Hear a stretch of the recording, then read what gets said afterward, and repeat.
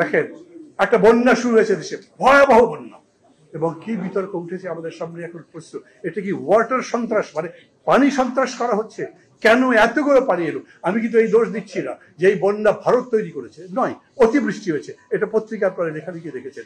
কিন্তু ওই দিক থেকে পানি যখন আসে, উজারের দেশের দায়িত্ব থাকে তারা ভাটির দেশকে যথাসময়ে জানাবেন যে এইরকম একটা পরিস্থিতি হয়েছে, আমরা নিজেদের বাঁধ নিয়ন্ত্রণ করতে পারছি না, আমরা আমাদের সুইচ গেট গুলো খুলে দেবো অথবা বাঁধগুলো খুলে দেবো।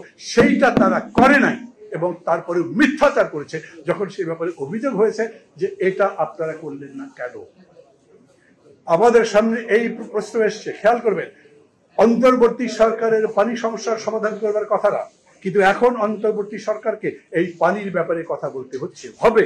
এবং শুধুমাত্র এই জায়গায় শেষটা, আমরা 54টা নদী, অভিন্ন নদীর যে পানি পাই না, ফারাক্কা বলেন, যতগুলো আছে, তিস্তা সহ যেই রকম কাজ করা হচ্ছে, তার সেটেলমেন্টের জন্য এখনই সরকারকে বলতে হবে, আমাদের প্রতিবেশীকে বোঝাতে হবে, তুমি যদি আমাদের বন্ধু হও তাহলে বন্ধুর মতো আচরণ করো, তুমি যদি বন্ধু হয়ে আমাদের প্রভু সাজবার চেষ্টা করো, ওই দিন শেষ হয়ে গেছে, ওই দিন আর চলবে না, প্রভুত্ব চলবে না, প্রভুত্ব করে কেউই আমাদেরকে দাবি রাখতে পারবে।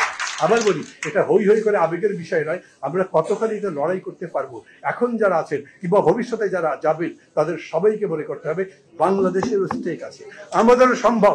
যদি কেউ মনে করে ওরা বড় দেশ, ওরা যা ইচ্ছা তাই করতে পারে, আমি বলি আমরা ছোট দেশ হলেও শেষ পর্যন্ত এমন কিছু করতে পারি যাতে তাদের নিজেদের সংহতি নিয়ে উপস্থিত হতে পারে।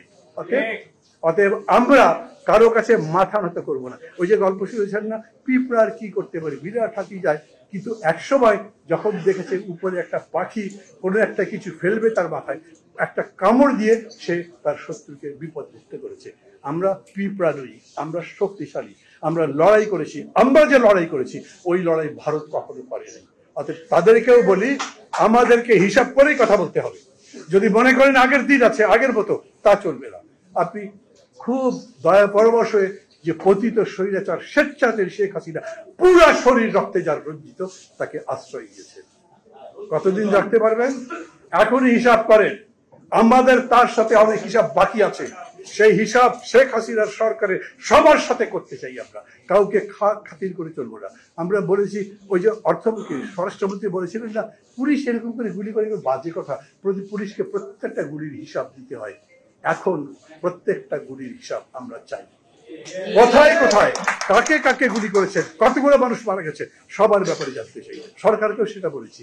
ওই যে দেখেছেন না, সাইদ এত বড় একজন, এই পুরো আন্দোলনের আলোর বাতির মতো, তার বিচার, তার তদন্ত কে করছে? আবার ওই পুলিশ, এবং পুলিশ কারা যায় ওই থানার মধ্যেই এখন পর্যন্ত নিয়োজিত আছে। এগুলো হবে না। আপনাদের যতই ব্যস্ততা থাকুক, এই ধরনের কিছু কিছু প্রায়োরিটি ইস্যু আছে যেগুলো আপনাদের করতে হবে।